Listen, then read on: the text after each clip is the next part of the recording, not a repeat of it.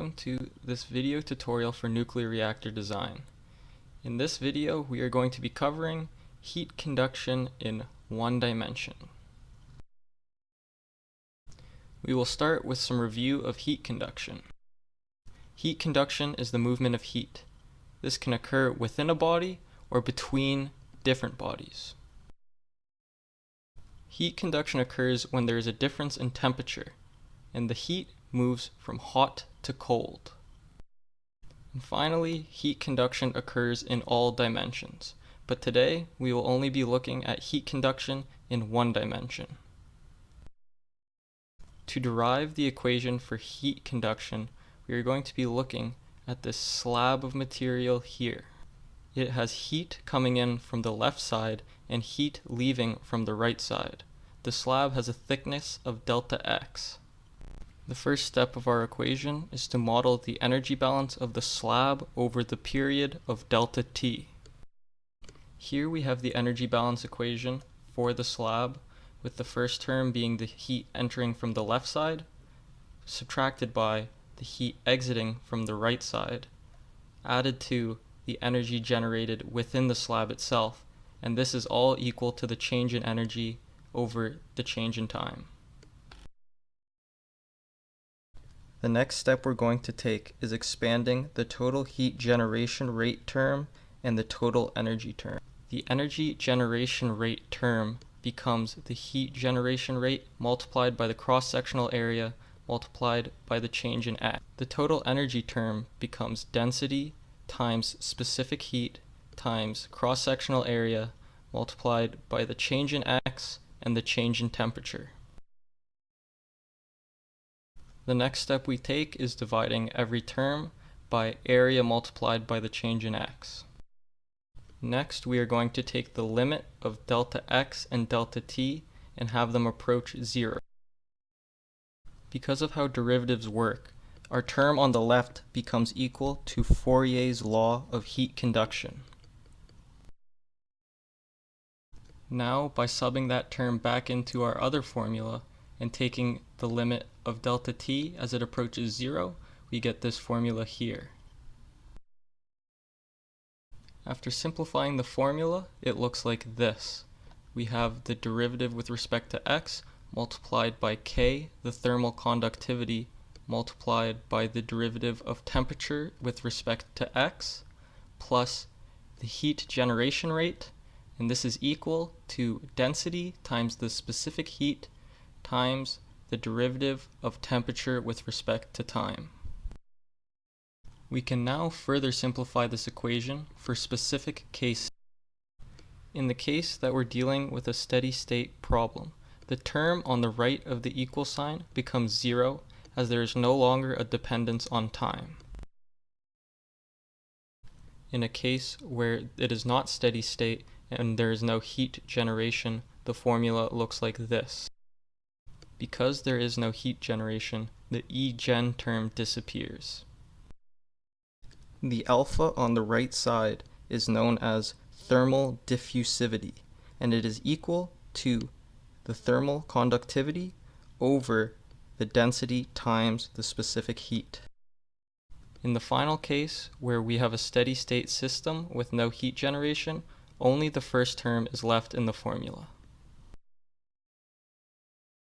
Now that we have our equations, we'll try some examples. First, we'll start with this example here. We have a wall with both sides being held at a different constant temperature. On the left side of the wall, we have a temperature of 300 Kelvin, and on the right side of the wall, we have 280 Kelvin.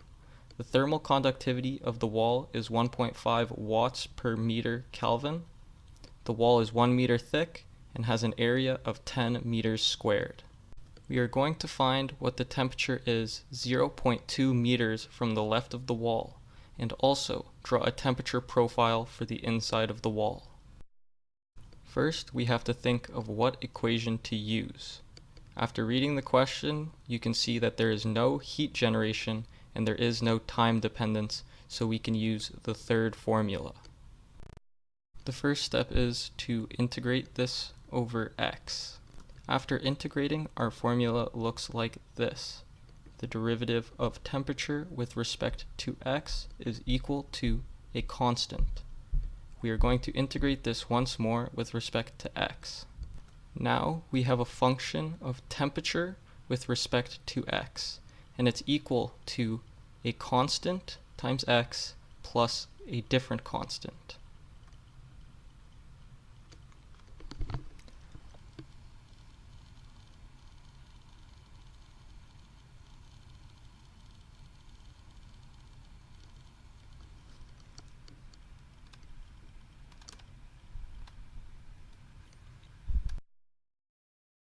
To solve for the constants, we are going to have to look at our initial conditions. Our initial conditions were temperature at x equals 0, the left side of the wall, is equal to 300 Kelvin, and temperature at x equals 1 is equal to 280 Kelvin.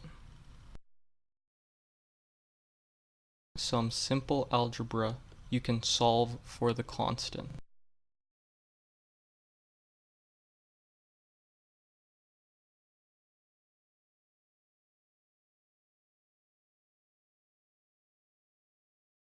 After putting the constants in the equation, we are ready to solve for what the temperature is at 0.2 meters. By plugging in x equals 0.2, we can see that the temperature is 296 degrees Kelvin. To create the temperature profile, all you need to do is graph the function for temperature. If you do that, your graph should look like this and show the temperature at each point in the wall. We are going to try another example. In this example, we have a rectangular nuclear reactor that is 10 meters long and generating 500 watts per meter cubed. Heat is only being generated at the very center of the reactor. The walls of the reactor are kept at 320 degrees Kelvin. The reactor has a thermal conductivity of 50 watts per meter Kelvin. We are going to find out what the temperature is at the center of the reactor and draw a temperature profile. We are going to let the center of the reactor be equal to x equals 0, and the length of the reactor spans 5 meters on each side, going from 5 to -5. We are going to be using the first of the formulas, as there is no time dependence and there is heat being generated. We are going to start by rearranging the formula and integrating twice. After integrating, our function becomes -E gen divided by 2 times the thermal conductivity multiplied by x squared plus a constant times x plus a second constant. Again, when we are solving for our constants, we are going to look at our boundary conditions. Our boundary conditions are that at x equals -5 and at x equals 5, the temperature is equal to 320 degrees Kelvin. I'm not going to go through all the steps of solving for constant 1 and 2, but they can be solved for by using substitution. The values for the constants are -1.28 to the power of -13 and 445. After putting the function together, all we need to do is plug in x equals 0 to find the temperature at the center of the reactor. The temperature is 445 degrees Kelvin. Again, to make the temperature profile, all you need to do is plot the temperature function. This time the graph takes the form of a parabola, and the highest temperatures are reached in the center, and they gradually decrease until they reach the borders of the reactor. This will conclude the tutorial.